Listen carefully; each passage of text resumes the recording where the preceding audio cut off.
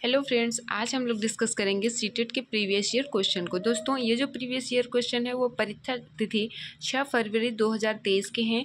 तो इसमें हम लोग चाइल्ड डेवलपमेंट एंड पेडागोजी वाले सेक्शन से प्रीवियस ईयर क्वेश्चन को डिस्कस करेंगे। तो चलिए दोस्तों, स्टार्ट करते हैं अपने क्वेश्चन को। फर्स्ट क्वेश्चन है हमारा, अनेक स्थितियों में विकास के विभिन्न क्षेत्र मानवीय क्षमताओं की व्याख्या करने में परस्पर प्रतिच्छेद करते हैं, तथापि विकास का कौन सा सिद्धांत क्षेत्र प्रत्यक्ष रूप से बौद्धिक योग्यताओं जैसे कि सामान्य समाधान, देखिए यहाँ पर दे रखा है बौद्धिक योग्यताओं जैसे कि समस्या समाधान, समालोचनात्मक चिंतन, तार्किकता की स्पष्टता चर्चा करता है।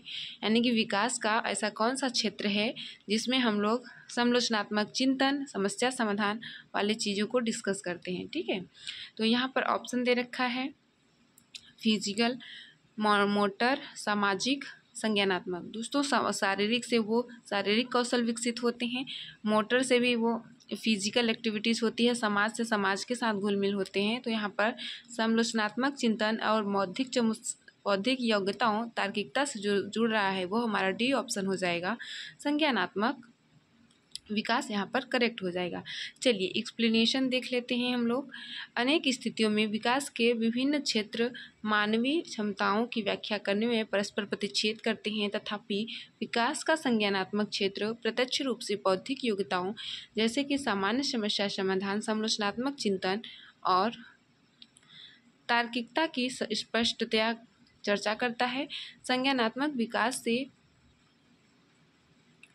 तात्पर्य बालक की मानसिक क्षमताओं, बुद्धि, चेतना, विचार, समस्या समाधान के विकास से होता है, जो शैशवावस्था से ही प्रारंभ हो जाती है।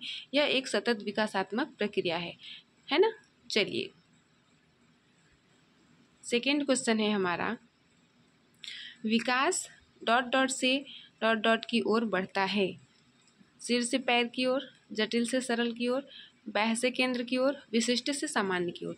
दोस्तों, जो विकास होता है वो सिर से पैर की ओर होता है ना। सिर से पैर की ओर विकास होता है हमारा, इसे ही हम लोग सेफेलोकोर्ट्स कहते हैं। यहाँ पर सरल से जटिल होगा, ना कि जटिल से सरल होगा। यहाँ पर केंद्र से बाहर की ओर होगा, यहाँ पर सामान्य से विशिष्ट की ओर होगा।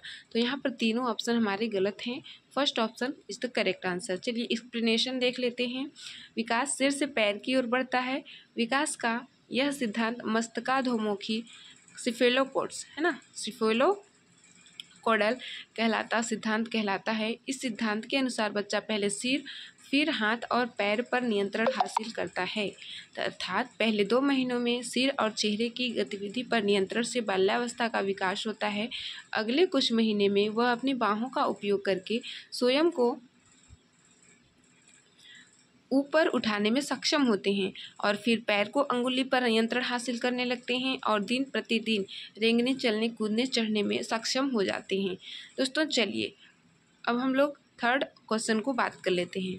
प्राथमिक बाल्यावस्था के दौरान सामाजिकरण का प्राथमिक कारक है और सामाजिकरण का द्वितीयक कारक है। दोस्तों, ऑप्शन देख लेते हैं जो है हमारा, है ना, जनसंचार माध्यम परिवार, विद्यालय परिवार, परिवार विद्यालय, मुद्रित माध्यम जनसंचार। दोस्तों, वहाँ पर क्वेश्चन में हमारा पूछा है कि प्राथमिक कौन सा है और द्वितीयक कौन सा है। तो जनसंचार तो ये हमारा द्वितीयक में आ जाएगा, ये प्राथमिक में आ जाएगा। तो यहाँ पर विद्यालय ये भी द्वितीयक है, परिवार प्राथमिक है। हमें प्राथमिक पूछा है फिर द्वितीयक पूछा है, तो यहाँ पर सी ऑप्शन करेक्ट होगा, परिवार और विद्यालय। ऑप्शन देख लेते हैं हम लोग, इसका डिटेल सोल्यूशन देख लेते हैं।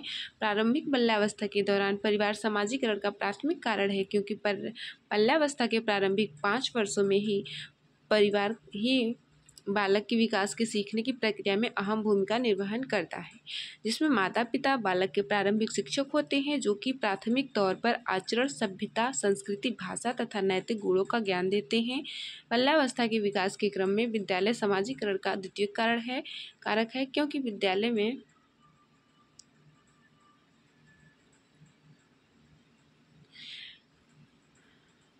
विद्यालय में ही बालक के चहुमुखी विकास की प्रक्रिया प्रारंभ होती है तथा विद्यालय बालक के पूर्व ज्ञान को नवीन ज्ञान से जोड़ने में सहायक भूमिका का निर्वहन करता है, जिससे बालक ज्ञान के सक्रिय अधिगमकर्ता बन पाते हैं। ठीक है, चलिए अब हम बात कर देते हैं अपने नेक्स्ट क्वेश्चन की। नेक्स्ट क्वेश्चन हमारा पियाजे जीन पियाजे से संबंधित है। जीन पियाजे के सिद्धांत के अनुसार अगर एक स्कीमा संतुष्ट परिणाम नहीं देता है तो उत्पन्न होता है। अनुकरण अनुकरण तो देख के सीखते हैं, उसको कहते हैं असंतुलन। संरक्षण विकास का समीपस्थ क्षेत्र। दोस्तों विकास का समीपस्थ क्षेत्र लेव वाइगोत्स्की से संबंधित है, गलत हो जाएगा। संरक्षण भी नहीं होगा क्योंकि जब हम लोग स्कीमा में संतुष्ट परिणाम नहीं होते हैं तो हम वहाँ पर डिसइक्विलिब्रियम स्थापित हो जाता है, असंतुलन स्थापित हो जाता है। So second option is the correct हो जाएगा। चलिए इसका भी एक्सप्लेनेशन देख लेते हैं हम लोग।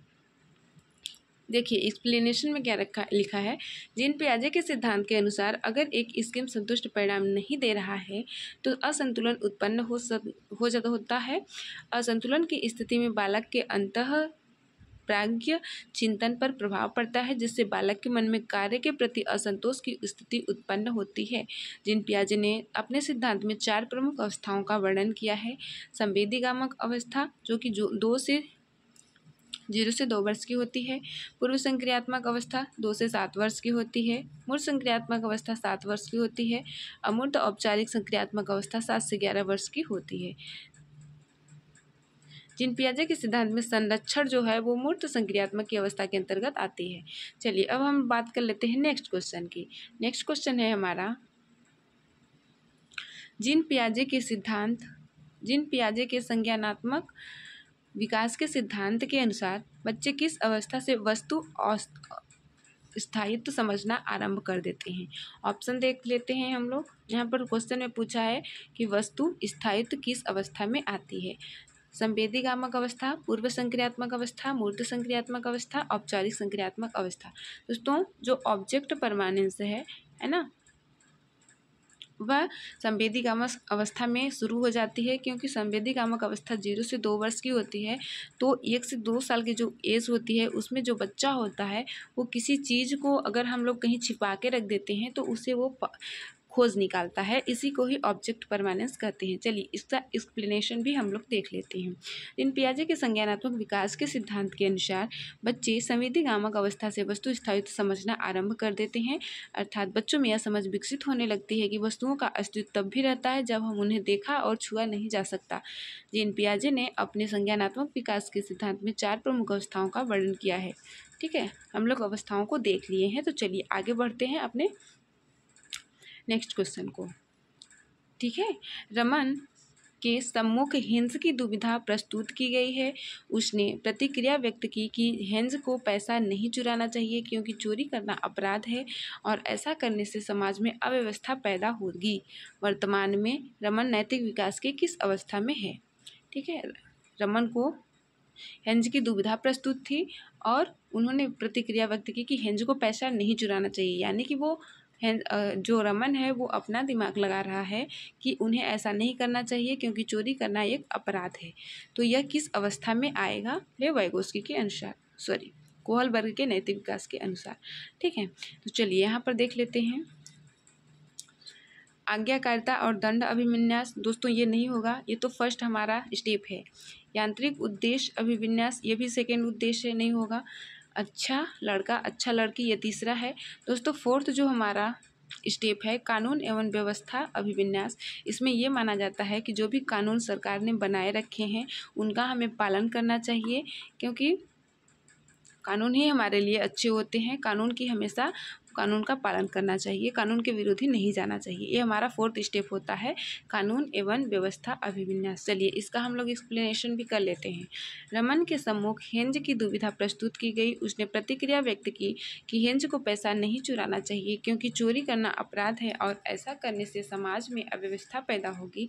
वर्तमान में रमन नैतिक विकास की कानून व्यवस्था अभिविन्यास अवस्था में है। यह कोहलबर्ग के नैतिक विकास के सिद्धांत में लौकिक स्तर के अवस्था 4 के अंतर्गत आता है। कोहलबर्ग ने अपने विचार को आधार हेंज की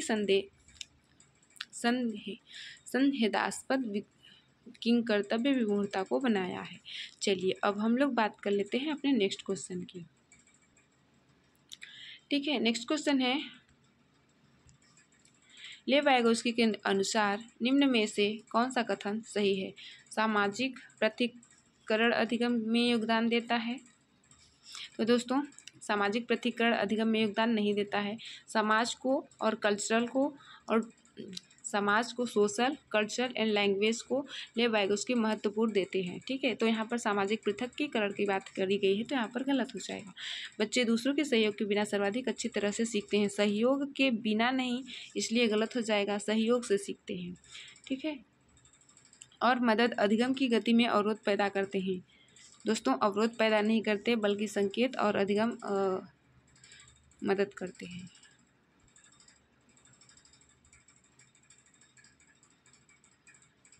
सांस्कृतिक उपकरण अधिगम की प्रक्रिया में योगदान देते हैं। तो डी ऑप्शन सही हो जाएगा हमारा। जो सांस्कृतिक उपकरण है अधिगम की प्रक्रिया में महत्वपूर्ण योगदान देते हैं, ऐसा लेव वाइगोत्स्की का कहना है।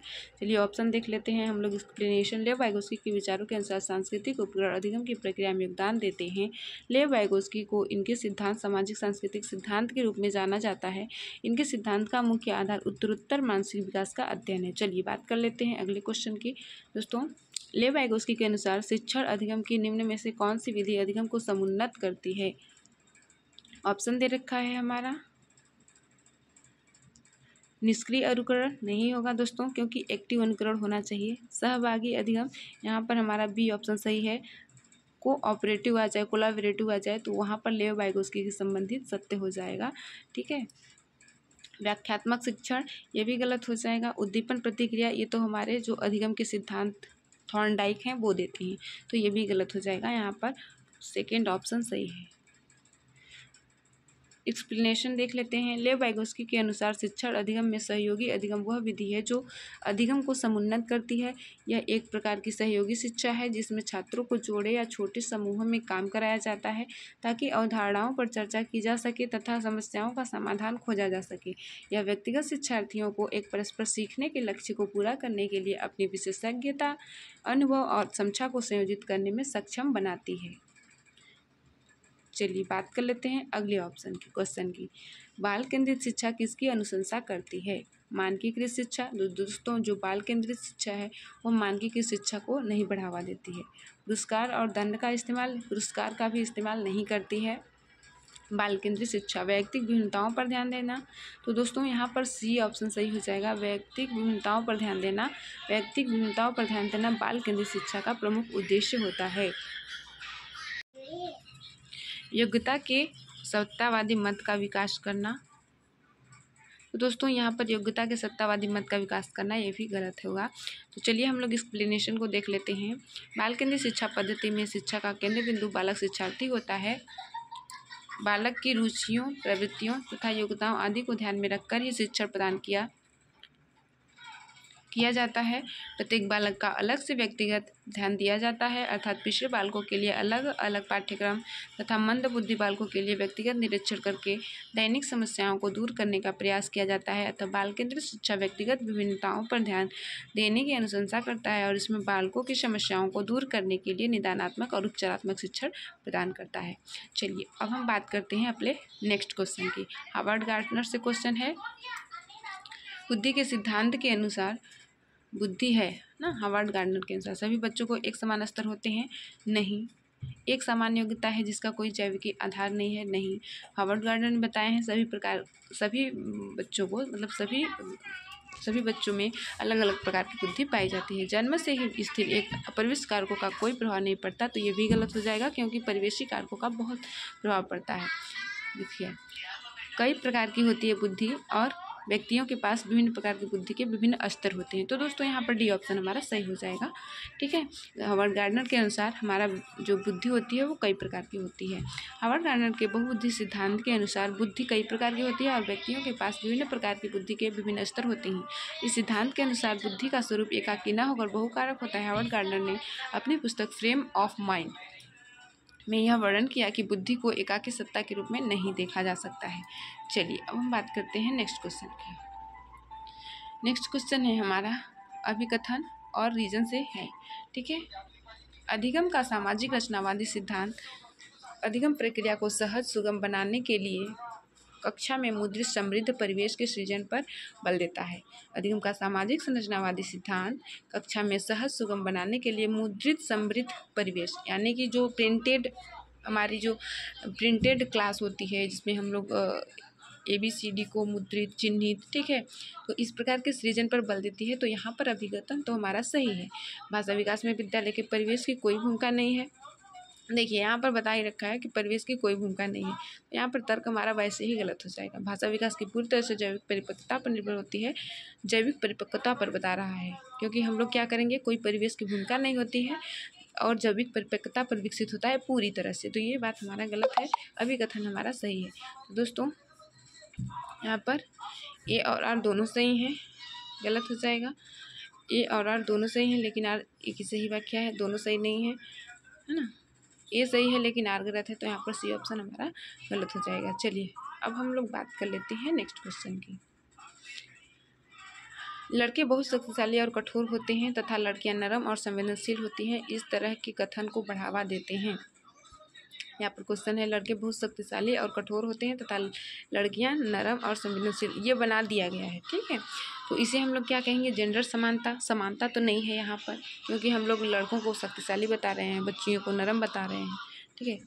और जेंडर समता भी नहीं है, जेंडर सशक्तिकरण ये भी तो नहीं है। यहाँ पर जेंडर रूढ़िवादिता स्टीरियोटाइप हो जाएगा। जेंडर रूढ़िवादिता में बच्चों को अलग अलग प्रकार से ट्रीट किया जाता है। लड़कियाँ खाना बनाने के लिए होंगी, लड़के ही सिर्फ बहुत अच्छे काम करने में सक्षम होंगे, बॉल खेलेंगे, है ना। तो लड़कियाँ बहुत शक्तिशाली और कठोर होती हैं तथा लड़कियाँ नरम संवेदनशील होती हैं, इस तरह के कथन जेंडर रूढ़िवादिता को बढ़ावा देते हैं। जेंडर रूढ़िवादिता अपेक्षाकृत स्थिर और अति व्यापक अभिवृत्ति व्यवहार को संदर्भित करता है। किसी व्यक्ति के विशेष के लिए उसके जैविक लिंग के आधार पर सामान्य और उपयुक्त माना जाता है। जैसे महिलाओं की हमेशा अपेक्षा रहती है कि उनका व्यवहार सभ्य, परवाह करने वाला हो, प्यार भरा हो तथा पुरुषों को घर का कर्ता धर्ता माना जाए और उनसे साहसिक कार्यों की अपेक्षा की जाती है। तो ये सभी जेंडर रूढ़िवादिता के अंतर्गत आती है। चलिए दोस्तों अब हम बात कर लेते हैं नेक्स्ट क्वेश्चन की। नेक्स्ट क्वेश्चन है, बच्चों की स्वीकृति अधिगम शैलियों में वैयक्तिक विभिन्नताओं को किस प्रकार से संबोधित नहीं किया जाना चाहिए। उन्हें बहुविध तरीकों से जानकारियाँ प्रस्तुत करके, उन्हें बहुविध तरीकों से जानकारियों पर काम करने के अवसर देकर, उन्हें बहुविध तरीकों से काम में शामिल होने के अवसर देकर, उन्हें बहुविध तरीकों से नामीकरण, लेबलिंग और पृथक्करण करके। तो दोस्तों यहाँ पर पूछा है क्या, संबोधित शैलियों में व्यक्तिगत विभिन्नताओं को किस प्रकार से संबोधित नहीं किया जाना चाहिए। यहाँ पर हमें नेगेटिव ऑप्शन देखना है, ठीक है। तो जानकारियाँ प्रस्तुत करके, है ना, ये तो सही है, बहुविध तरीकों से जानकारियों को प्रस्तुत करना। उन्हें बहुविध तरीकों से जानकारी पर काम करने का अवसर देकर, ये भी सही है ना। उन्हें बहुविध तरीकों से काम में शामिल होने का अवसर देकर, ये भी सही। बहुविध तरीकों से लेबलिंग करना, यहाँ पर नामीकरण करना, ये गलत हो जाएगा। तो यहाँ पर यही ऑप्शन हमारा सही हो जाएगा। चलिए दोस्तों अब हम बात कर लेते हैं अगले क्वेश्चन की। आकलन करने का मुख्य कारण क्या है। विद्यार्थियों में परीक्षा के प्रति भय पैदा करना, अधिगम को अनुकूलतम बनाने के लिए विद्यार्थियों को खूबियों और चुनौतियों